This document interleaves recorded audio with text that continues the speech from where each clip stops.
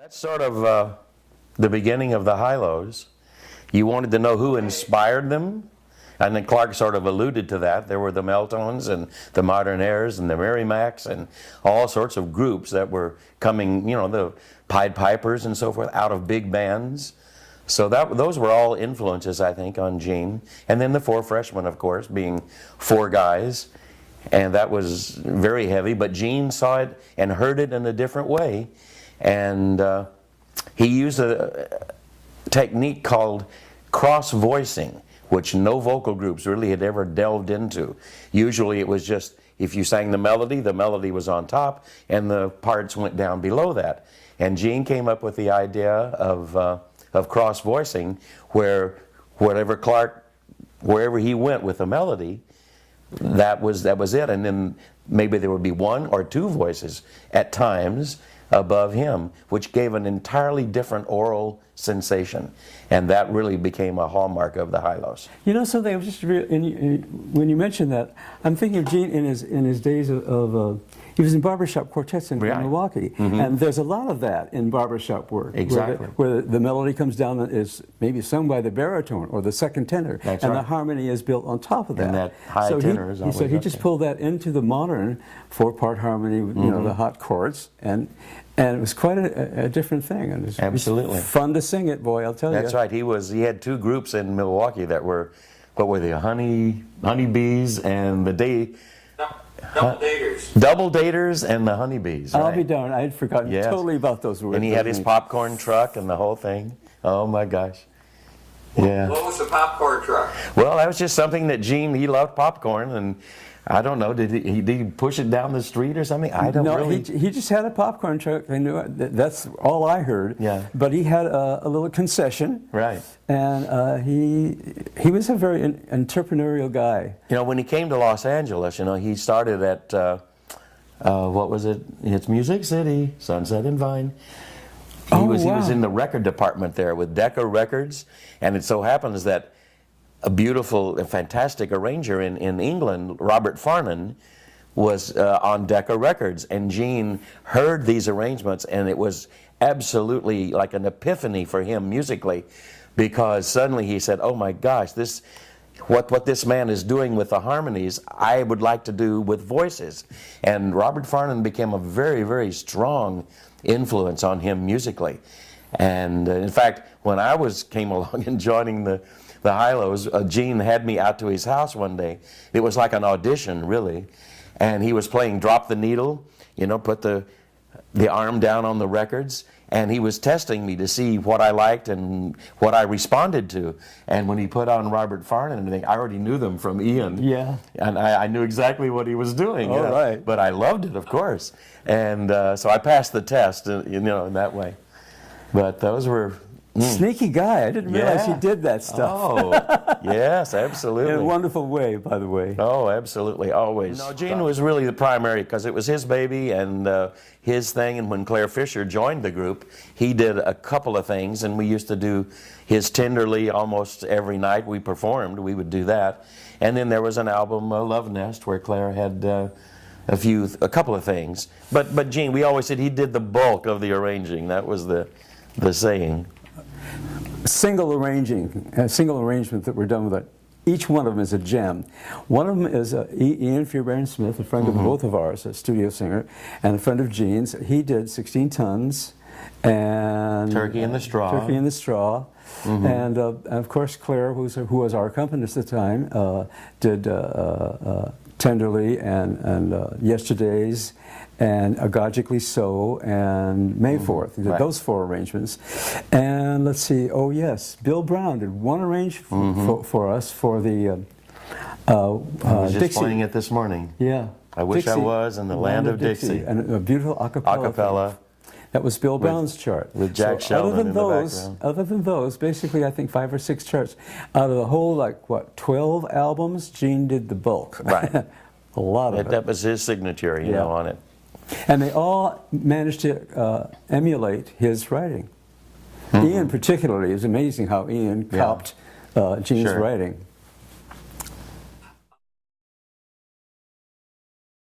The most important gig that we got right after you came in the band, that we would. It was the Frank national Sinatra television. Timex special. Yeah. So why don't you talk about that from your? Well, it was really fun because it was to be shot out in the desert.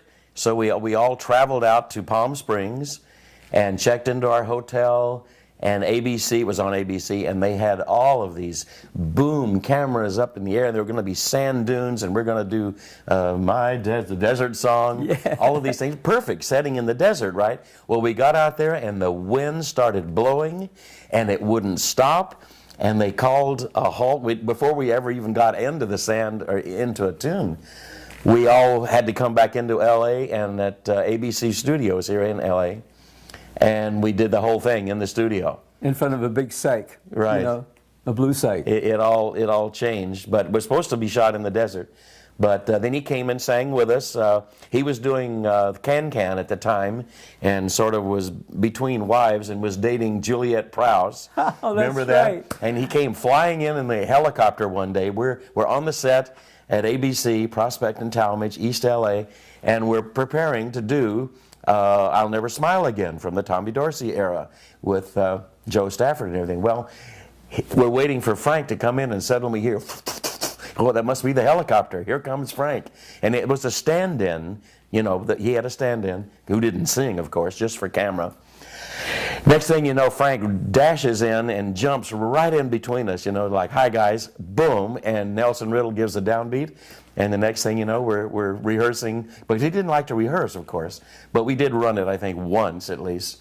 I'll Never Smile Again. And then when the show came, we were doing some kibitzing or whatever with Frank, and he came over. He thought we were all too young to know what he had done and all that. And then we sang with him in the middle, I'll Never Smile Again, and it's out all over the place on YouTube now.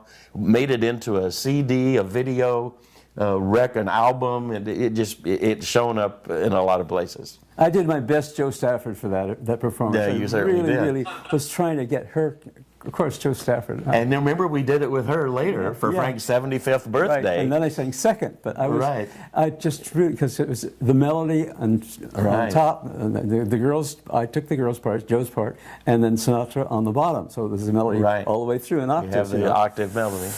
Quite a good sound. It was wonderful. She was scared to death. I remember that. Her hands were ice cold, and she says, I'm scared to death to sing for Frank. And we had to comfort her and the whole thing at the Beverly Hilton. This was years later, by the way. But when to Joe go back to early Sinatra for us, we were rehearsing at Bob Morse's apartment, which we did often. We either rehearsed at Gene's or at Bob's in Hollywood. And we were there rehearsing an album or something, and a telegram, remember those? A telegram came, and it was from Frank Sinatra inviting us to join his Reprise record company. And we were with Columbia at the time. And so we looked at each other, and our manager had sent that, Bill Loeb, and so we thought it would be wonderful. So we exited Columbia and went right with Frank and did 2 albums on Reprise, the folk song and the bossa nova, and it was a wonderful thing. And later we did the 4 Broadway shows. Remember, Repertory Theater, Broadway playbill, right? Oh, and we did. And Frank, I have a letter at home from Frank Sinatra in that wonderful set. We did 4 Broadway shows, and it was everybody on Reprise: Rosemary Clooney, Mel Torme, Dean Martin, Sammy Davis, the Hi-Los, and some others, Keely Smith, some others. And we did 4 Broadway shows, and it was that time when there was so much music going on in LA, session after session after session, all over town, because there was so much music to be recorded. And we did Bloody Mary. We did Bloody Mary. You listen all the way through? From South Pacific. It was Kiss Me Kate, South Pacific, Guys and Dolls, and Carousel. Gosh, and your memory is amazing. We just, we had such fun with Warren Barker. And gosh. To me, Sinatra was right there in the middle of my forehead from when I was 14 on until yesterday. And now it carries on with Seriously Sinatra on XM satellite, which I just can't get enough of, Channel 71. You know, everywhere I go, that's on. My wife gets so taken back with me because, are you going to do that again? You know, I said, yeah. I mean, I'm still hearing Frank, early Frank, middle Frank, later Frank, and he's just amazing. I mean, to me, he's more than an icon. I mean, my goodness.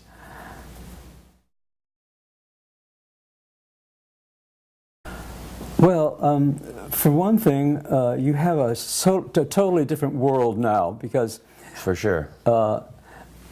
who knew when we were singing back in those days in the 40s and in the 50s and 60s that, you know, within 20 years after rock and roll and after shoo-wop and after everything, that every little college, community college would be having jazz vocal groups, and we're following the Hi-Los, following the Singers Unlimited, following whatever.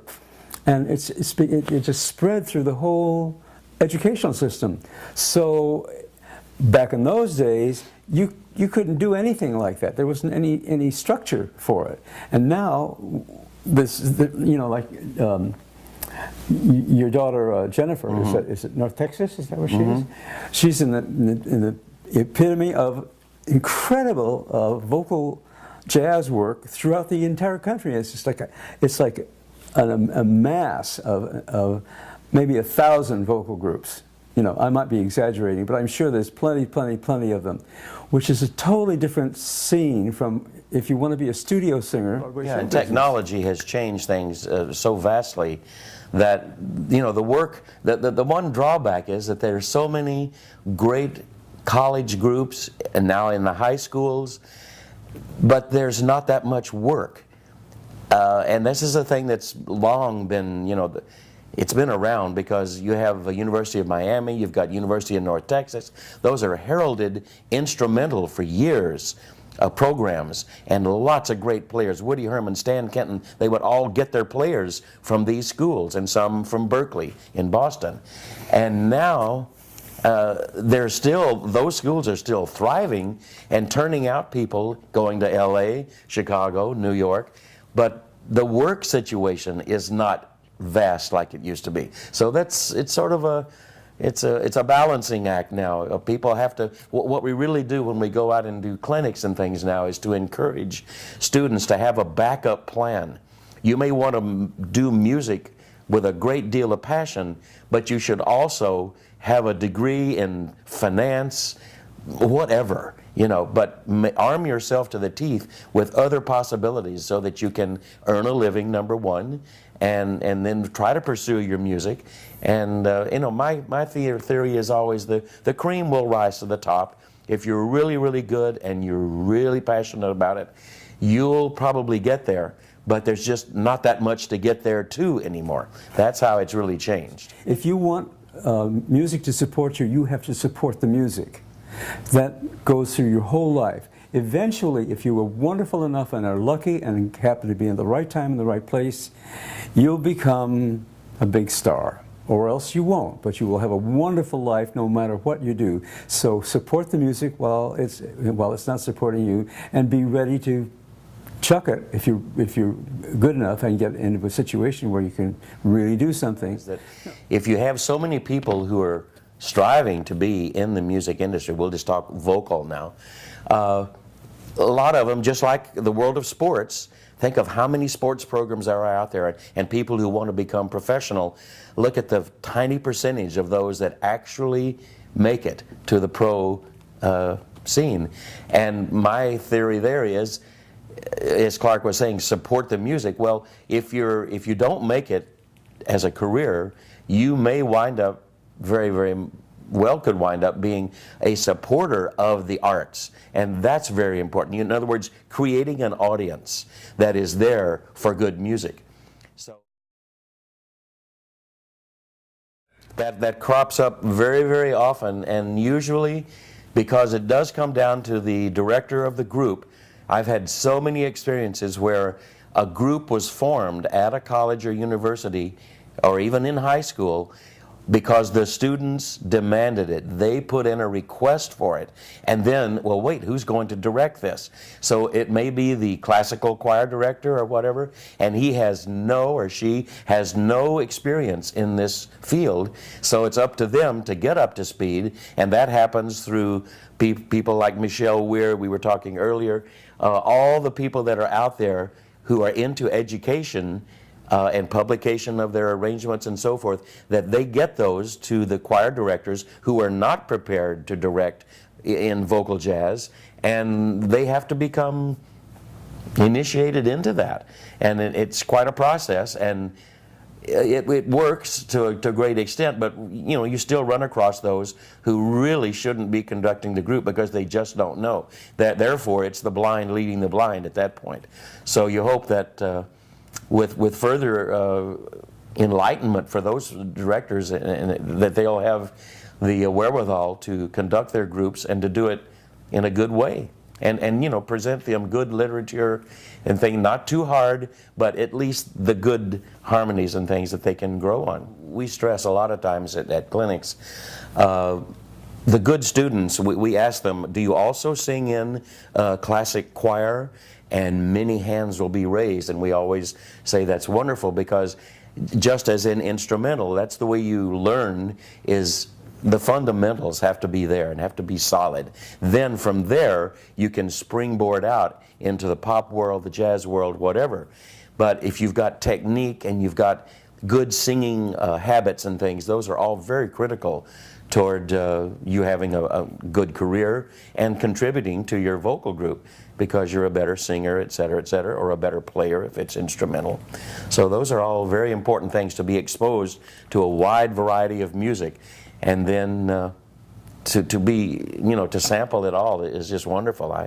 I've been very fortunate to be instrumental and vocal my whole life, and certainly in my professional career. And I just wouldn't take anything for that. It's just magnificent. If you're doing it with people in various countries and you're doing your part and then they're doing their part, I just say it can never replace all being together and doing it at once. That's not to say that it's not good. In fact, it's so good, it's almost perfect. You were talking about Eric Whitacre or whatever. Yeah. Those are wonderful things, but I like Eric Whitacre for what he does in a studio with the real, the real thing. But these other things, using the internet, I mean, it's not gonna go away. That's for sure. It'll grow, and it probably has its place for spreading the music around. But I just say the experience of being all together is, to me, very, very paramount to the whole thing. Story, when I moved back to California from Chicago in '88, the Hilos, we had gotten back together, and we were asked to do a concert in the LA area. And we got there, and we were ready to go. We had the rhythm section behind us there, all rehearsed, ready to go. And when they introduced us, we walked out onto the stage, and this was the first time we had appeared in Los Angeles in umpteen years. About 17 years exactly. And what happened was the audience stood on their feet and gave us a standing ovation, and we hadn't sung a note yet. And we looked at each other and says, oh, okay. So at that point, we geared it up about 5 notches and just let it fly out to the audience. And exactly what Clark was just saying, immediately that flies back to the performer, us in this case, and that is the beautiful thing that happens in live performance, is that if you're putting it out there at a high level, the audience senses that, especially if they're on your side. You don't have to win them over. And then they send all that electricity back to you, and it just feeds on itself then. It just gets better and better. And I still run into people. We run into Jorge Calandrelli recently. Right. He was at that concert, one of the best arrangers in the world and composers, and he always brings that up. I cannot believe that concert that night. He brings it up to Clark and I all the time. So it's a lot to be said for live performance, of course. I'd start with my daughter at University of North Texas, because I just heard their group over at Oceanside recently at Mira Costa College, their jazz festival. They were the headliners on a Saturday night, April 5th. Absolutely astounding. And what Clark was alluding to earlier about taking contemporary approaches to tunes with magnificent harmonies, that's what they're into. So anyway, we were just saying I would certainly recommend my daughter, Jennifer Barnes, down at University of North Texas. She's one of the bright spots in the educational field now, and she got a lot of that at Western Michigan, where she attended for 5 years when we were living in Chicago. And the leader there was Steve Zagre, who is now moved on after years and years and years at Western Michigan with his wonderful group Gold Company. He's moved on to Indiana University now. In fact, they're touring Japan or Australia right now as we speak. They left Sunday. And he's a very, very good educator. Larry Lappin just retired from University of Miami. And one of the Jennifer's mic mates at Western Michigan, Kate Reed, is now took his place at University of Miami. And Greg Jaspers, another Western Michigan, has now come back to take Steve's place at Western Michigan with Gold Company. So that's just 3 off the top of my head, or 4. But they're all over the place. Just What about the wonderful, what's his name? I can't remember it, but up in the gold rush country up there in Colombia, he's got a wonderful program there. You've been up there a few times. Oh, Rod Harris. Rod Harris. Yeah, well, he went to University of North Texas. He's a woodwind player from there, and he has a wonderful festival every year, vocal jazz festival, up at Columbia College in Sonora, California, and foothills of the Sierras. Beautiful area. And that's where, when I was talking about Bobby McFerrin and I singing together, that's where we did that 2 years ago. Wow. He was the guest, yeah. Bobby was on stage doing his thing, and I'm just right there off stage, on the stage, but not on his. And he looked over at me and said, and I said, okay. So we were doing, and we started going like crazy, and we just chased each other all over the stage.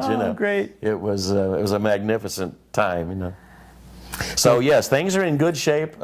Educationally, it's just, as I say, we need more work for people if they want to be professionals. We just need, hopefully, sometimes pendulums change. They go far to one side and then they come back. But they'll come back probably a little differently, but that's okay. Absolutely. Well, with all the people that you've told me about, with Uptown, with Jenny Carr, Uptown Vocal, and I don't know if even Clark has even heard that yet, but of course not. Take 6 and Manhattan Transfer and Rare Silk and all of those. You've got a lot, with Clark and I talking about. I didn't even get to talk about Singers Unlimited yet, but that was an offshoot. Gene again, furthering his. He had an idea for more expansive harmonies and things, and so we did the overdub situation, and that's the way we did it for 15 albums, and all music from the Black Forest, and we were all in Chicago singing commercials. Gene moved back there years ago, and we formed the Singers Unlimited because we thought we have to be so many different things in the studio. We have to put on many hats of musical genres, to perform commercials. So one day we just said, Gene, write us something longer than 60 seconds. Yes.